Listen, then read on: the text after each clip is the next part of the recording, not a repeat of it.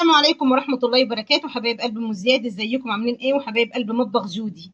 النهارده ما عندناش اكل، النهارده عندنا حلويات. كنت في السوق ولقيت الراجل بتاع الكنافه بيعمل كنافه صبحه كده، جبت نص كيلو وحطيته في الفريزر وطلعته قطعته ناعم زي ما انتم شايفينه كده. هو في الفريزر بيبقى سهل.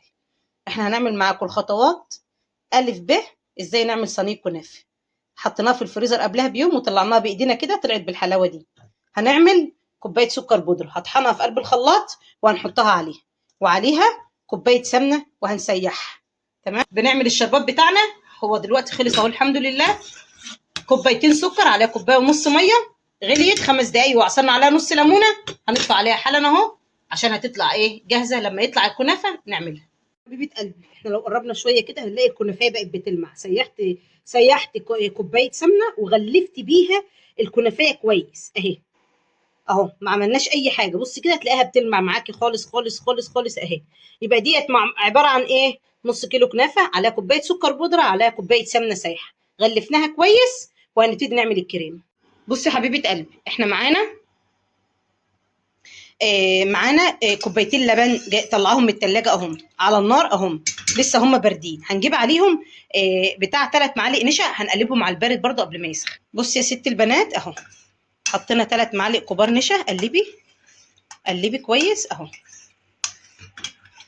المشكله ان جودي بنتي سابتني، فانا ايه هنفضل نقلب كده مع بعض عشان ما يتكتلش معانا لحد ما نلاقي القوام ده معانا تقل. ساعه ما يبدا يغلي ويبقبق ندفع عليه على طول.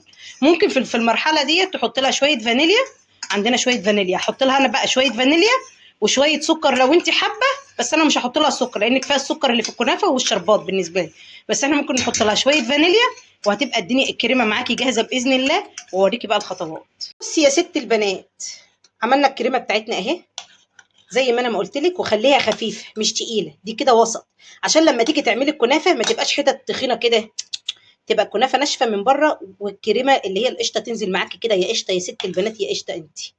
كوبايتين لبن عليهم 3 معالق نشا ونطره فانيليا وقلبيهم هيطلعوا معاكي بالجمال والحلاوه دي. الصينيه بتاعتنا يا بنات يا حلوين يا مسكرين ومقاس 35 عشان احنا بنحب ناكل ونتخن كده. الكنافه بتاعتنا جاهزه. هنحط طبق الكنافه من دي تحت الاول والكريمه في النص، ونرجع نحط طبقه وعلى وشها حته سمنه وندخلها الفرن اللي احنا مسخنينه عشان يبقى انت عرفت الخطوات، عشان انا اللي بصور لوحدي. طبقه كنافه الاول وعليها الكريمه، وبعد كده نحط طبقه كنافه تانية وعلى وشها شويه سمنه، وهنطلعها لما ايه تيجي واوريها لكم. حاجه نسيت اقولها لك، اهم حاجه تعملي حرف للصينيه. شايفه كده الحرف ده؟ شايفه الحرف اللي انا معلياه على الصينيه من فوق؟ لازم تعملي الحرف ده علشان لما نيجي نحط الكريمه ما تطلعش من الجناب. الحرف ده هو اللي هيحوش الجناب. تمام يا ست البنات؟ ركزي. بصي يا ست البنات يا مسكره، بصي الجمال بقى والحلاوه بتاعتنا دي اهي. حطينا الوش، احنا بنضغط الارضيه وحطينا القشطه وعملنا لها الحرف اللي انا وريته لك، وعلى الوش كده بنحط الكنافه بالراحه كده ومسحنا الحرف بتاعها، ويلا جاهزه للفرن. شفتوا الجمال؟ والله العظيم جمالها زايد حته. دي طلعت من الفرن ده وشها. هقلبها واجيب ظهرها وهنسقيها شربات، وانا اللي هصور لان مش لاقيه جودي بنتي، فمش عايزاكي تنسي اللايك بتاع الكنافه بالقشطه. والنبي ده انا كل ما اجيب من تحت اجيب فطير وكحك. الصلاه على النبي، الصلاه على النبي، الصلاه على النبي، الصلاه على النبي. بسم الله ما شاء الله، والله اكبر، واللهم بارك وبالف هنا وشفا للي هياكل.